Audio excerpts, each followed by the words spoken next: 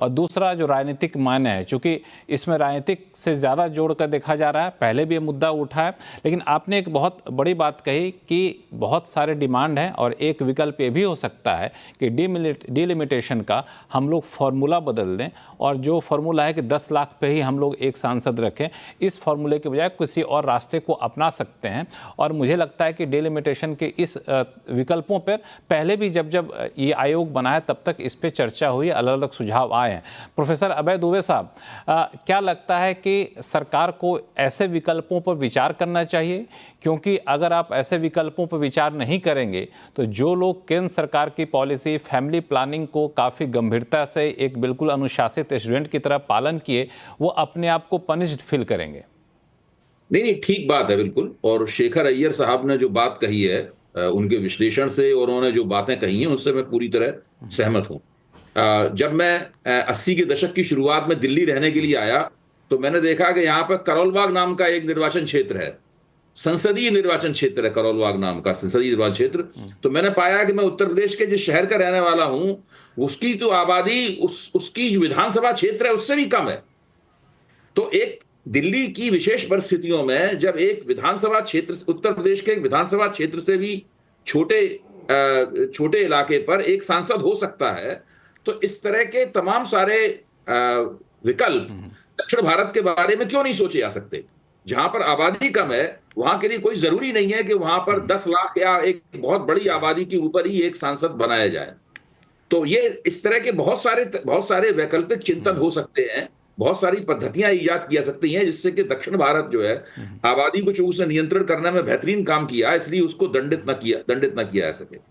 अब समस्या इसमें क्या है? ये बात स्टालिन को और चंद्रबाबू नायडू को क्यों उठानी पड़ रही है? यानी पाले के दोनों तरफ से बात उठ रही है। जो केंद्र सरकार के विपक्ष में है वो भी उठा रहे हैं, जो केंद्र सरकार में सहयोगी हैं वो भी इस बात को उठा रहे हैं। ये क्यों उठानी पड़ रही है? इसलिए क्योंकि केंद्र सरकार की तरफ से ऐसा कोई संकेत नहीं मिल रहा है कि वो इस समस्या के ऊपर गौर कर रहे हैं।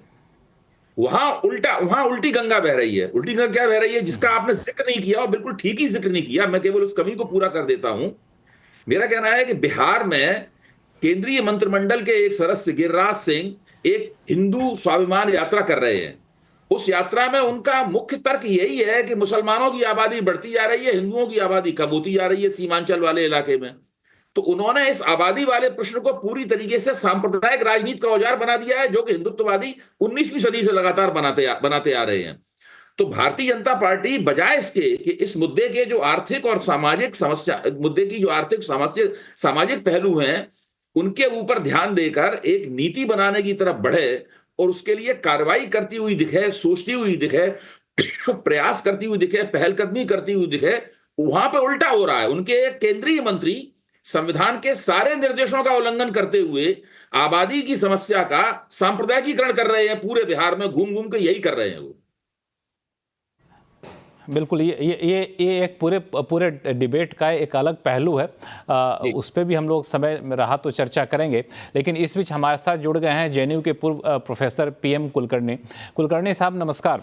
हम लोग चर्चा ये कर रहे हैं कि ये जो मामला उठ रहा है कि हमें बराबरी का हक चाहिए तो आबादी बढ़ानी होगी, क्या कोई और रास्ता हो सकता है या फिर आबादी बढ़ाना ही एक विकल्प बचता है? देखिए, ऐसी बात है कि सच बताए तो कोई भी आबादी नहीं बढ़ाना चाहते। पहले जो होता था लोगों को 4-5 बच्चे होते थे, अब ज्यादातर 2 बच्चे हैं, 2 से भी कम है। और ये बात नहीं है कि सिर्फ एक प्रदेश में ऐसे हुआ है, पूरे भारत पर प्रजनन दर कम हुआ है, पूरे भारत पर सभी राज्यों में। लेकिन उसमें ये हुआ है कि कई राज्य काफी आगे है इसमें, इस जिसे ट्रांजिशन बोलते हैं, इसमें कई राज्य काफी आगे है। जैसे दक्षिण के अधिकतर राज्य, महाराष्ट्र, बंगाल, पंजाब, ये काफी आगे है। इसलिए वहां जनसंख्या वृद्धि दर सबसे पहले कम हुआ और आगे की वृद्धि वहां कम होगी। और जो ये है उत्तर प्रदेश, बिहार, झारखंड वगैरह, वहां काफी दिन तक चलता रहेगा, लेकिन वहां भी प्रजनन दर कम हुआ है।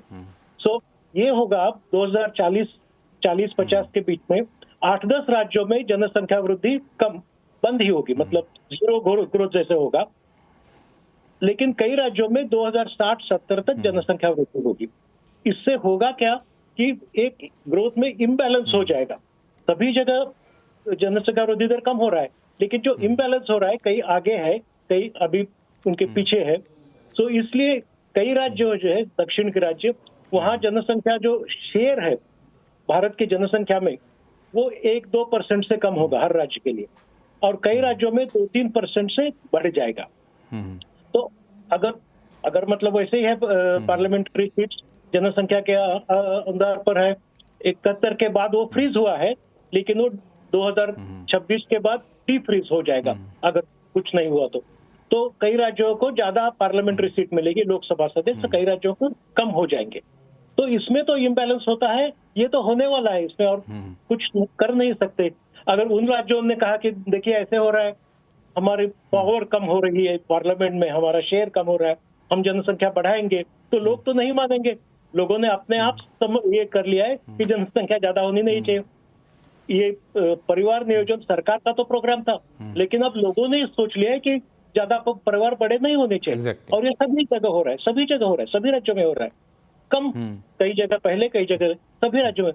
तो ऐसे कहा कि देखो आप तक ये होता, हम पहले बोलते थे आप 2 या 3 बच्चे होने चाहिए, सरकार बोलती है, तो लोगों ने कर लिया क्या?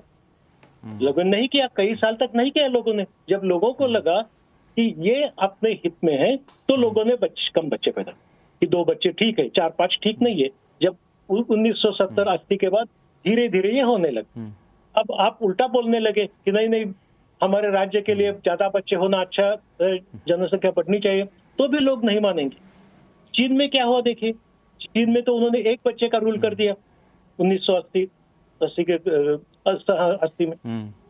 अब उन्हें लग रहा है कि नहीं आप ज्यादा बच्चे होने चाहिए, लेकिन लोग मानते हैं क्या? और कई यूरोपियन देशों में, राज्यों में, जापान में और कई जगह उन्होंने इंसेंटिव दिए, ज्यादा बच्चे हो तो आपको अलाउंस मिलेगा, लंबी मैटरनिटी लीव मिलेगी, 1 साल 2 साल के लिए फुल पेड। फिर भी प्रजनन ज्यादा नहीं बढ़ रहा है। तो लोग अपने हित में सोचते हैं, जो सरकार चाहती है और बाकी के लोग चाहते हैं वो ज्यादा नहीं सोचेंगे।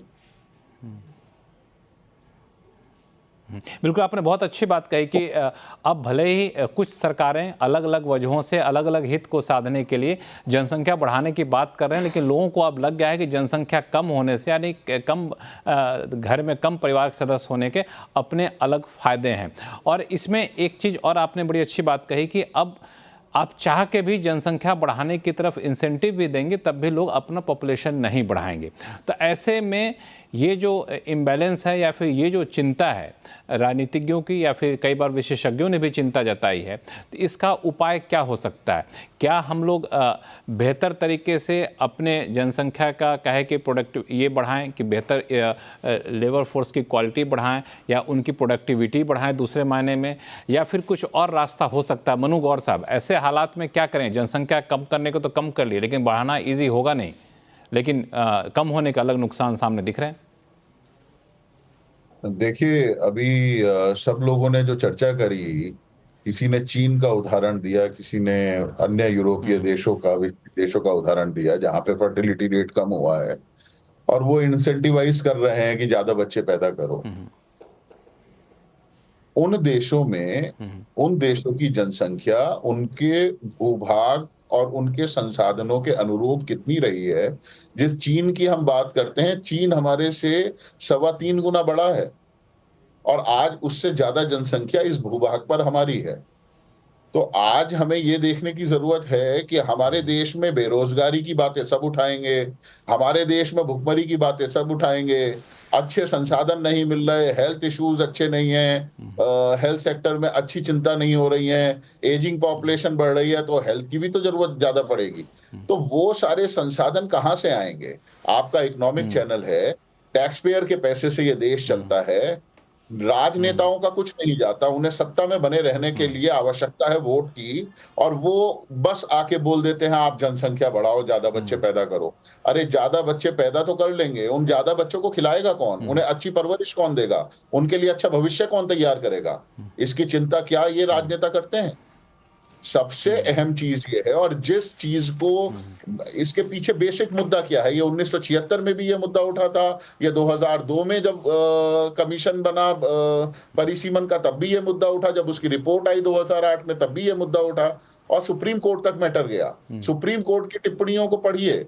आज भी 2024 का अभी हम रिसेंटली आम चुनाव से निकल कर आए हैं, रिसेंटली आज भी हमारे यहाँ जो सबसे कम मतदाता है लक्षद्वीप में है। आज लक्षद्वीप में 65,000 मतदाताओं पे एक सांसद चुन के आता है, और वहीं तेलंगाना का मरकाजगिरी सीट जो है वहां पे 31.5 लाख वोटर है। वहां पे 31.5 लाख वोटरों से एक सांसद निकल कर आता है। आप लद्दाख को देखिए, आप अंडमान निकोबार को देखिए, आप दादर नगर हवेली को देखिए, जहां से सांसद 2-2 लाख 3-3 लाख वोटों पर बनकर आ रहे हैं।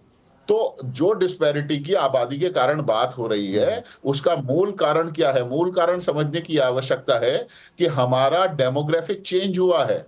आजादी के समय हमारा जो अर्बन रूरल डिवाइड था, वो अब हमारा वो बड़ा था। आज की डेट में हमारी अर्बन और रूरल पॉपुलेशन लगभग बराबर हो गई है। जिस तरीके से अर्बनाइजेशन बढ़ रहा है, डेमोग्राफिक चेंज हो रहा है, ये समस्या हमारे सामने भविष्य में दोबारा आके खड़े होने वाली है।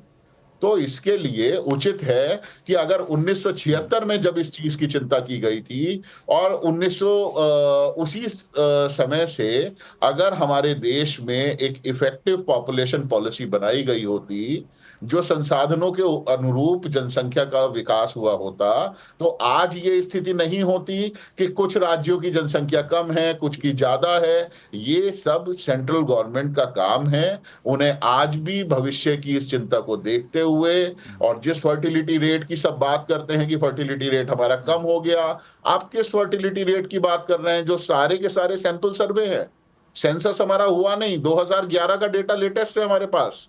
जब आ जाएगा इस बार का डेटा, उसके बाद देखिएगा कि हमारा फर्टिलिटी रेट कितना कम हुआ है।